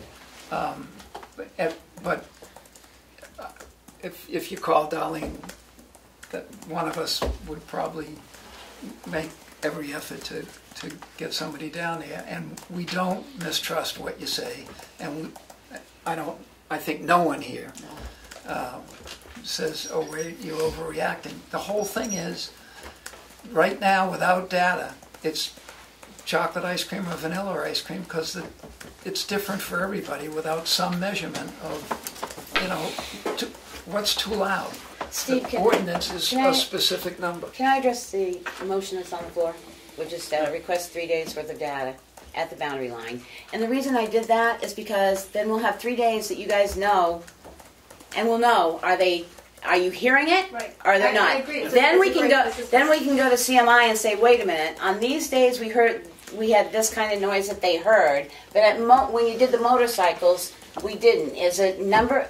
Then he's got something to work off too. Is it number of cars? Is it muffler systems? Is it what? Then we've got something to work at. So that's why I said the 3 days. Everybody knows when it is. They know what events are going to be up there, and then it's apples to apples. You're saying, yes, it's droning me out of the house, and we're saying it's 68, so where do we go from there? George? I'm just wondering, like at Dom's house and your house, Yes. are you just hearing the noise, or is it above the decimal that CMI is supposed to be running at? I don't have a calibrated noise meter to be doing that. My house also is not at the boundary, so I'm not sure how relevant that would be Because either. I just don't know if the noise is ever going to go away. Well, that's a different problem. So again, if we discover, we who don't like this, that this noise is never going to go away and this is what we have to live with, I'm out of here. I'll be selling my house, I'm gone. But right now I'm invested in a community that I thought I was going to stay in. So without knowing, I mean, if that's the data you bring me, I got to make up my mind about what I'm doing. And maybe I'm not staying here. Maybe I'm not staying in that neighborhood. Well, I'm not saying that, but I'm just saying I know you're not asking me to leave. I get that. I'm just telling you. The noise is there. You know, it's like the shooting range. It's not like the shooting range though. It's all day long. It's nonstop. So I don't think I want to debate that. I mean, I just want to say the data is what helps people decide what they're going to do. Right, folks, all I'm if I trying to could figure out interrupt, he is said that interrupting. noise above the level at these houses? We don't Or is it- know. We don't know. It's so loud you can Folks, hear it inside. excuse So me. what's the data at the boundary? That's gonna what tell we're you when trying, it's that's what we're trying to get with That's the what I motion, which. Excuse me. Right now, my greatest concern is that somebody down the line is going to stick a big ballpoint pen into my ear and drive it, you know, to affect my Maybe brain. we gotta lean back. If we can, I think we have to attend to the motion on the floor. And Yes, please. I understand the concerns and the variety of concerns people have because it's a hugely various effect in your house and my house, of the weather, the slide tires or no slide, you know, it's just a ton of stuff. So if we could attend to the motion on the floor, at least we're doing something, and maybe it's going to be productive, maybe it's not going to be productive, but it's better than doing nothing, I think. Further discussion. I would like to say something after we make this vote. All those in favor? Aye. Aye. Aye. Aye. It's Unanimous. not gonna be- Aye. If I may have the floor and the table for Help yourself. my understanding, and I may be wrong on this, but I believe CMI works under the Sports Car Club of America rules. That's what I was told. I could be totally wrong on this. But if that's the case, Sports Car Club of America requires that they keep track of their noise data. So they may not work under them. I don't know. But if they do, we've requested that data. My second point that I'd really like to make is if they are working on trying to reduce noise, they have to have some data. Without data, they have no idea whether they're improving or making it worse. So I respectfully request of Club Motorsports that they provide us with what data they have so that we may work mutually together to solve the issue of the constituents we have, their neighbors, and everyone else. That would be a cooperative effort as opposed to pertinent to the ordinance. I don't want to wind up in court. I just want to nobody be wants. able to work together and get the benefits that they have promised us, the town of Tamworth. That's what I want. We'll make that request. George? You keep saying about them benefits that they promised. Was that before they spent $1.3 million on lawyers to get there? And now you want them to give you all this stuff? What do you? Yeah, but isn't that stuff that they like promised us in their operating plan? Yes. Operating plans don't mean anything. Right, but what I'm saying, I think that all them promises were before. No, those all the lawyer promises fees were and when that. they went to the Army Corps of Engineers to get their permit from the Army Corps of Engineers. They had to provide an operating plan. And in that operating plan, if you'd like to read it, there are a lot of things that they said that they would do with the town. And one of them was give the town their noise data. We've We haven't gotten zero. We'll do some homework. We've gotten zero. You asked for it. We have asked for it. We got zero. Not just now. We asked for it before. We got zero. At the risk of cutting off a conversation, which, you know, my brothers and sisters say, hey, come on, you know, it gets repetitive, except and I don't mean to be having a good time on your not such a good time, but it really is fascinating because there's so much variety in what's going on here and good ideas about what to do about it. But I'm very pleased that at least we're going to start someplace. Amy? So I'm wondering if it would be helpful, I know you get complaints or feedback, would it be helpful to have some kind of a standardized format for that? So that if someone wanted to submit to you a complaint, it would come in a similar format to the other one and the other one, so that you would say, this is where I was, this is the ranking from 1 to 10 that I would give the noise that day, this is the weather I'm observing? Or would it be helpful to have some kind of a standardized submission to the town so that you could then, I mean, because otherwise you're getting an email and you're getting a phone call and someone's going on for 5 pages and someone else has 2 sentences. I'm just thinking it might help to understand the feedback that's coming if it all fit on one piece of paper. I would hesitate to limit either sides or any opinions by having a standardized form.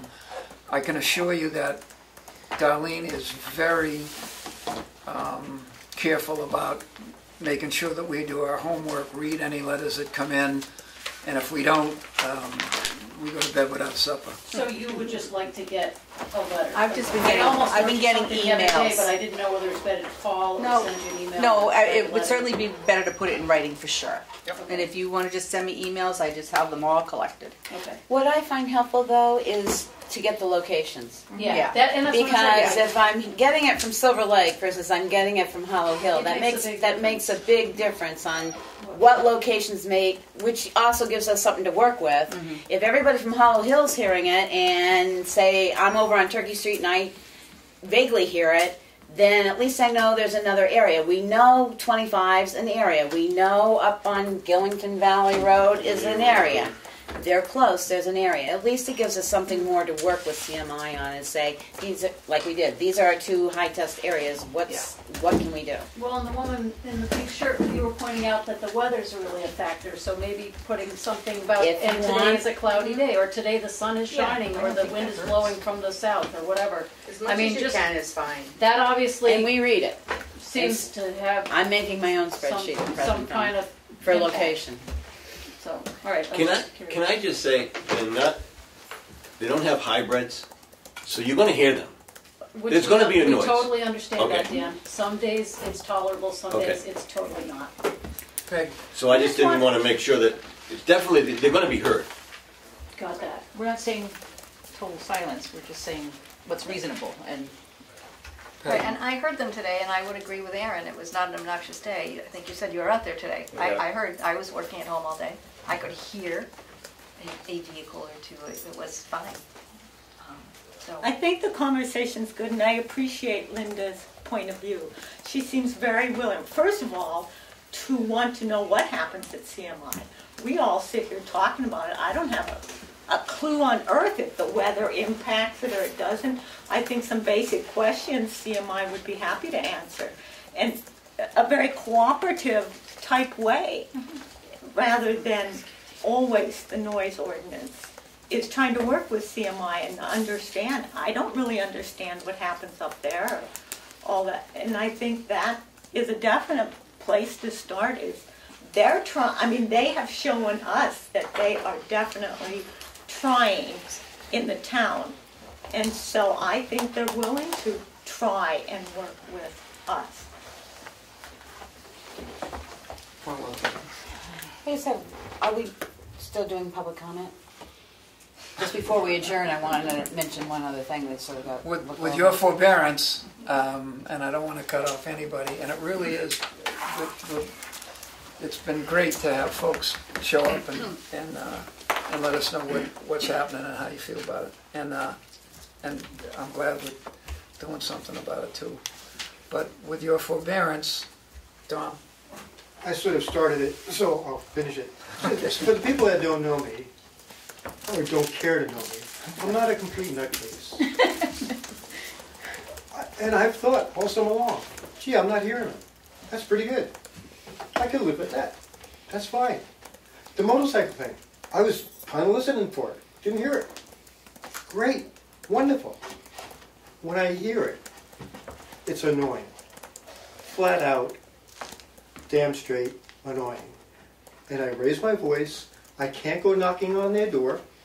It says, private, keep out. You're not wanted. You're not a member. So all I can do is come to the Board of Selectmen. I don't want them to go away. They've got a big investment. This town has had a big investment. Back and forth all over the place. If they can operate so that it's not like it was, Or if it gets that way, if we have a recourse. If my neighbor is being that obnoxious, I go knock on his door and say, hey, can we work this out? And then if we can't, then, you know, what happens? So, I'm not a whack job. But if I'm being kicked in the face, and this past weekend I felt like they were just, maybe not intentionally, that's their business. They've made sure they've changed everything so it doesn't say racetrack anymore. They've done that. That's good. But they're going round and round, and this past weekend was pretty nasty. We appreciate your comments and everybody else's we get, you know, all of us are smarter than any of us. Appreciate it. If we can close public comment.